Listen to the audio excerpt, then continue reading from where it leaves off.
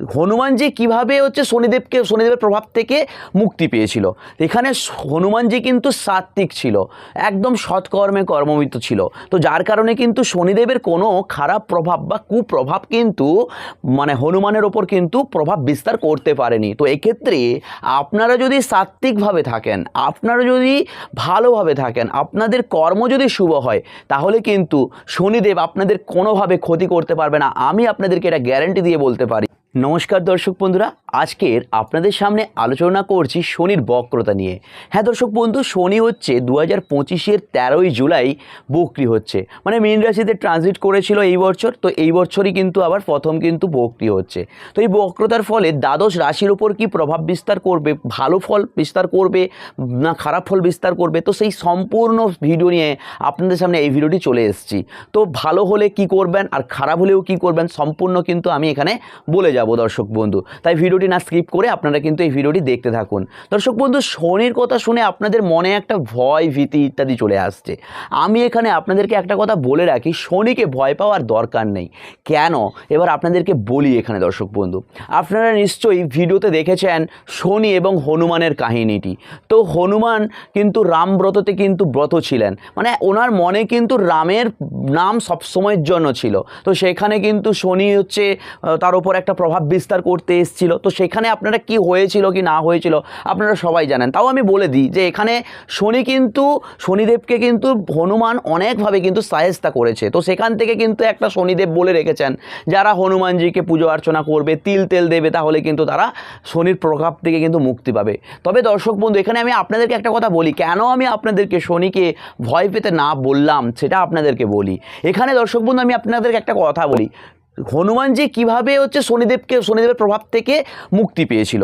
এখানে হনুমানজি কিন্তু সাত্ত্বিক ছিল, একদম সৎকর্মে কর্মবিত ছিল। তো যার কারণে কিন্তু শনিদেবের কোনো খারাপ প্রভাব বা কুপ্রভাব কিন্তু হনুমানের ওপর কিন্তু প্রভাব বিস্তার করতে পারেনি। তো এক্ষেত্রে আপনারা যদি সাত্ত্বিকভাবে থাকেন, আপনারা যদি ভালোভাবে থাকেন, আপনাদের কর্ম যদি শুভ হয়, তাহলে কিন্তু শনিদেব আপনাদের কোনোভাবে ক্ষতি করতে পারবে না। আমি আপনাদেরকে এটা গ্যারান্টি দিয়ে বলতে পারি।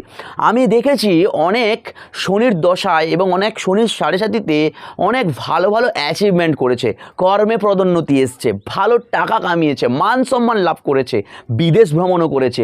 আমি অনেক চার্ট দেখেছি দর্শক বন্ধু। আমি 10 বছরের অভিজ্ঞতা থেকে আপনাদেরকে এটা বলতে পারি যে শনিদেব কিন্তু সবার খারাপ করে না। যদি আপনার শনিদেব খুব ভালো থাকে, আপনার শনি যদি চার্টে খুব ভালো থাকে, তাহলে কিন্তু আপনারা শনির কুপ্রভাব থেকে কিন্তু সুপ্রভাবটা ভালোভাবে পাবেন। এবার এখানে যদি ধরুন আপনার শনি উচ্চস্থ হয়ে আছে, তো সেক্ষেত্রে তো আপনি শনির তো দশায় ভালো ফল পাবেন। তো দর্শক বন্ধু, আর কথা না বাড়িয়ে আমি বলছি এবার মেন যে ভিডিও, সেই ভিডিওতেই শুরু করছি সিংহ রাশি নিয়ে।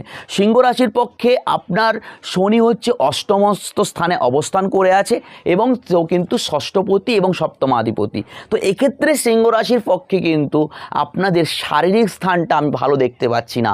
আপনার জ্ঞাতিগোত্রের সাথে কোনো ঝামেলা ঝঞ্ঝাট পড়ে যাওয়ার একটা সম্ভাবনা কিন্তু দেখা যাবে। তবে দর্শক বন্ধু, আপনার চার্টে যদি শনি ভালো থাকে, তাহলে কিন্তু আপনি হঠাৎ কোনো অর্থপ্রাপ্তি, হঠাৎ কোনো কিন্তু একটা প্রাপ্তির যোগ কিন্তু দেখা যাচ্ছে। তবে দর্শক বন্ধু, আপনার মাথায় বা আপনার পায়ে কিন্তু চোট আঘাত লাগার একটা কিন্তু সম্ভাবনা দেখা যাচ্ছে দর্শক বন্ধু। যদি আপনার কোনো অপারেশনের যোগ থাকে, তো এক্ষেত্রে কিন্তু এই শনির সাড়ে সাতিটাকে যতটা অতিক্রম করা যায় ভালো, কিংবা আপনারা একবার কোনো ভালো অ্যাস্ট্রোলজারের পরামর্শ গ্রহণ করে আপনারা কিন্তু কোনো অস্ত্রোপচার বা অপারেশনে কিন্তু যেতে পারেন দর্শক বন্ধু। তবে আপনাদেরকে রাস্তাঘাটে চলাফেরার জন্য একটা কিন্তু সাবধানতা অবলম্বন করাবো। আপনারা কিন্তু সাবধানের সহিত কিন্তু রাস্তাঘাটে চলাফেরা করবেন, তা না হলে কিন্তু কোনো বিপদে আপদে পড়ে যাওয়ার একটা কিন্তু সম্ভাবনা থাকছে দর্শক বন্ধু। এবং আপনারা কোনো ঠান্ডা জাতীয় খাবার যতটা আপনারা কম সেবন করবেন, ততটাই কিন্তু আপনাদের পক্ষে ভালো, ততটাই কিন্তু আপনাদের পক্ষে শুভত্বকারক। না হলে কিন্তু আপনারা কোনো বিপদ আপদে পড়ে যেতে পারেন দর্শক বন্ধু।